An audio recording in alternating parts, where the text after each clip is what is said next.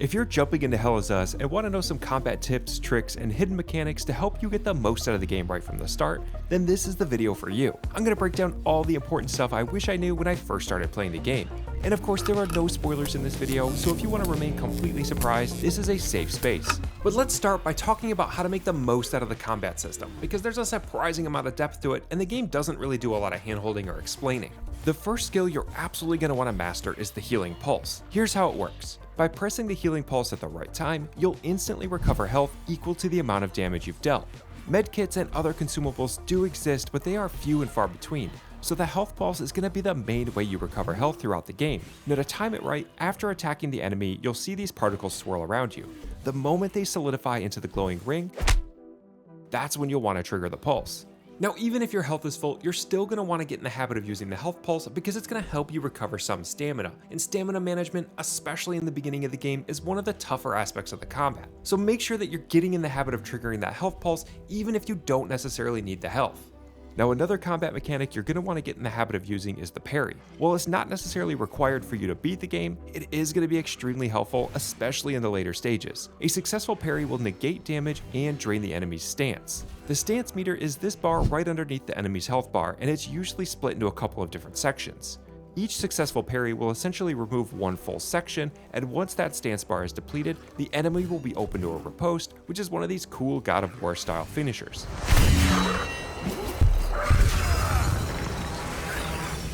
Now, not all attacks can be parried. You'll know if a move can be parried because the enemy will flash red before the attack. Once you see that red flash, that's when you'll want to press the guard button to hit that perfect parry.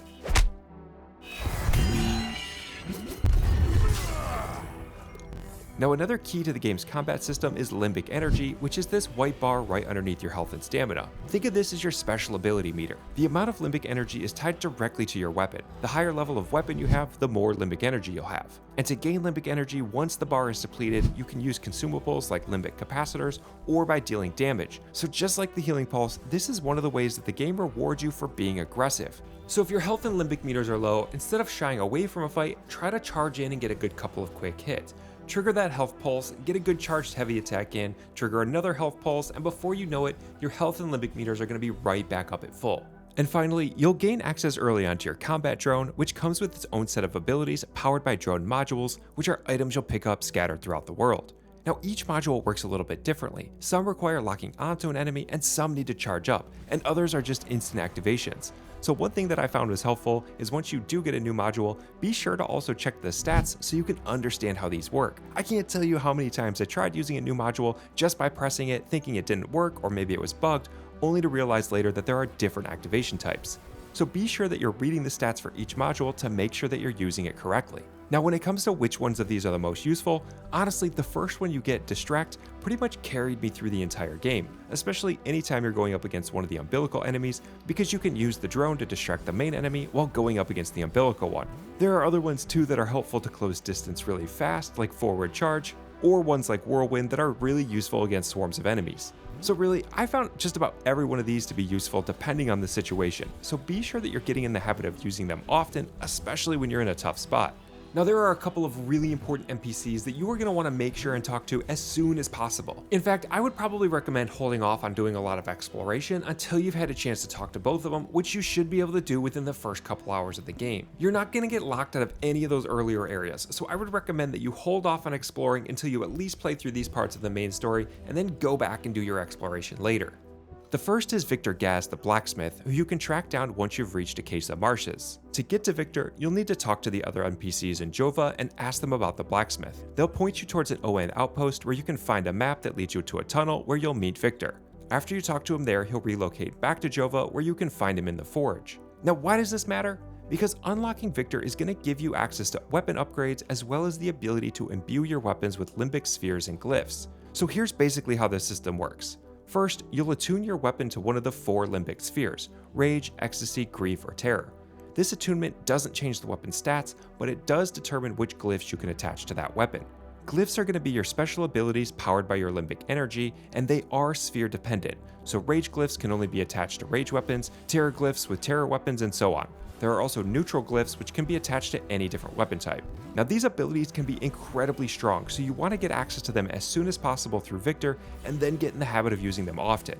Now there are a couple things you need to know about this system. For one, when you pick a sphere for a weapon, there's no changing it. So early on, it makes the most sense to choose a sphere for one that you have the most glyphs for, so you can maximize your options early on. Later on in the game, the more you explore, you'll find duplicate weapons of the same type that you can imbue with different limbic spheres. So this is going to help you maximize your sphere glyph combination. Now Victor also has a handy summary of all the glyphs and their special abilities, so if you're on the fence, you might want to check that to see which of these spheres has the most potential to fit your playstyle. Early on, I found Terror to be pretty useful, but as the game progressed, Rage and Ecstasy became my favorites. Rage has the Rage Spike glyph, which basically shoots a spike at an enemy, giving you a ranged option which can be really useful, and it's one you pick up as part of the main story, so there's no missing it. And Ecstasy has the Gluttony glyph, which will basically push back all nearby enemies, making it a really great option for crowd control. And just like your drone modules, make sure that you're checking the stats for how to use each glyph, because they're not all activated the same way. This is another thing that I didn't realize until way too late in the game, so don't make the same mistake I did. Now another thing to know about limbic spheres is there doesn't seem to be any inherent strengths or weaknesses to different types of enemies. For example, a terror enemy isn't going to take any more or less damage if you're using a grief or an ecstasy weapon. So when choosing a sphere for your weapon, it really is all tied to those glyphs and special abilities. Now when it comes to upgrading your weapons, there are two stats you need to watch. The bottom number, which is your level. This goes up the more you use the weapon in combat. Higher levels mean more damage and more limbic energy, but every weapon has a max level cap, and once you hit that cap, you'll stop leveling up your weapon. And then there's the top number, which is the weapon's grade. This is what Victor can upgrade. Each new grade raises the weapon's cap level by 4, letting you raise the ceiling on that weapon's damage potential. So the loop here is simple. Fight to raise your weapon's level, and then visit Victor to raise its grade. And then keep upgrading your grade through Victor so that when you're out there in the world fighting, you're not wasting any of that potential experience. Now from Victor, another thing that you're going to want to do early and often is upgrade your defensive gear. This is essentially how you level up your character. Each defensive gear upgrade is going to give you more endurance, which is your health and stamina. Now another NPC you're going to want to find super early is Gildus Brom, located in Visa Hills. Now I'm not going to go too deep into spoiler territory, but after unlocking the tomb in the Watcher's Nest, which is the area with the 4 blue emblem flowers, you'll climb a ladder and see Gildus standing right there. I actually ran right past him on my first playthrough and only found him by accident later on, so definitely don't make the same mistake I did. But after talking to Gildus, he's going to give you two things that are going to help make the game much easier. The first is the Guardian Detector. You've probably noticed these massive glowing bubbles in the different areas. Well, those are time loops. Closing them is going to stop nearby enemies from respawning, and Gildus will also reward you for clearing them out, so it's definitely worthwhile to do so. Now to enter a time loop, you need to hunt down the time loop guardians scattered across that area. To help find them, you'll want to equip the Guardian Detector to your tool belt, and it'll point out the nearest one. Once they're all defeated, you can enter the time loop and close it using the right Annum Prism, which are special items that you'll find scattered around the world. Gildus is also going to be the guy who gives you rewards for completing good deed quests, which are the side missions where NPCs will ask you to help, usually retrieving or finding some sort of item. I wasted a ton of time trying to figure out where I can get all my rewards, and I didn't realize that it was Gildus that hands it out. So once again, don't make the same mistake I did. Make sure you check back with Gildus anytime you've completed a task.